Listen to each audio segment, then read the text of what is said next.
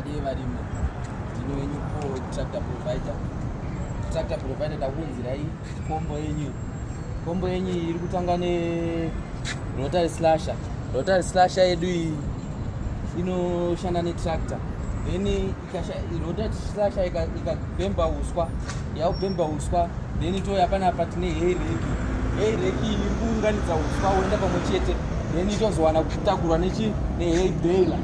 Hay baler yedu iyi inoatachwa netractor. Inoatachwa netractor dare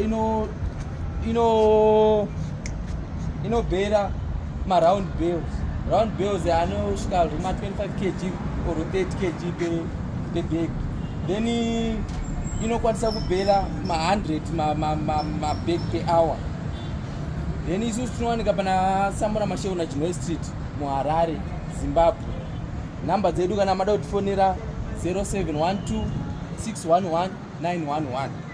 Ndo namba dzedu pa tractor provider Samora Machel and Chinhoyi Street muHarare.